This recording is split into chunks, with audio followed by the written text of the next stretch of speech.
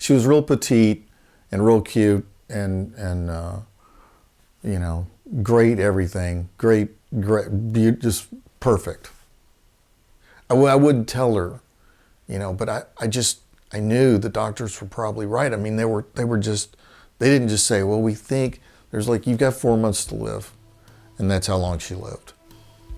I was devastated. It was like darkness. 80% of me was ripped utter despair. We were no nothing. Like one person. I didn't know what to do. I had no clue. These are all my voice memos that are from my iPod. And so, you know, about every week I transfer all my ideas from my iPod to voice memos, which is that I have as a playlist. I don't have any hobbies, none. I mean, I tried golf, I tried fishing, I tried everything, and there's just like absolutely nothing I like to do except watch TV and work, and I was working at the time.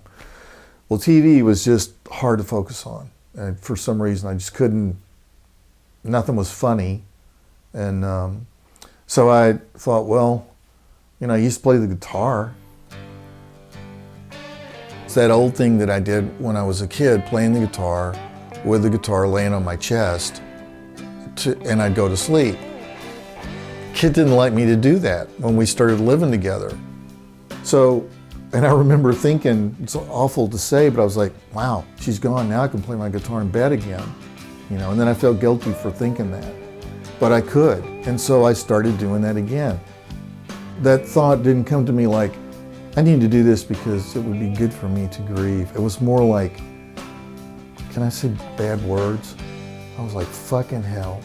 I was just like, fuck. So I went and bought a MacBook Pro just so I could use a $5 app called GarageBand. And I'd written 70 or 60 or 70 songs, and I kept, everybody at work, well, I want to hear your songs. So I'd bring all of them, and I'd never hear from them again. You know, they'd never say anything. Usually it was, Don, I couldn't get past the first two. I was writing stuff that I was feeling. And those first few songs, I mean, they are just heart-wrenching. My motivation for getting anything produced is that maybe someday one of them would be in a movie or something, and it would generate royalties for my grandkids. That was my daydream.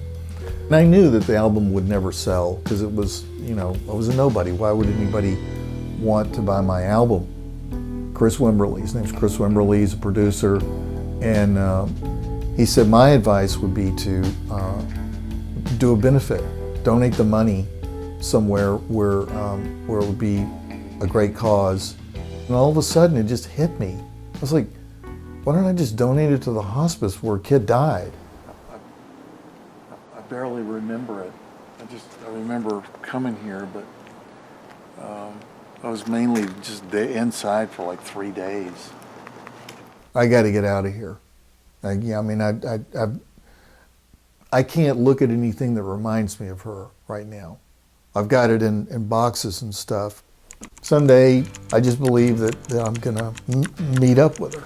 Someday, I don't know where she is, but I'm gonna find her. And I've already written some songs that she better not have another boyfriend because she's still mine. Always wanted me to take you to the dance, over to the UK or on a trip to France. I never liked taking any kind of chance.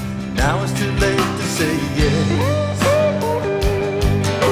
Always wanted me to take you on a cruise, eat a lot of food and drink a lot of booze. But I was concerned about the money we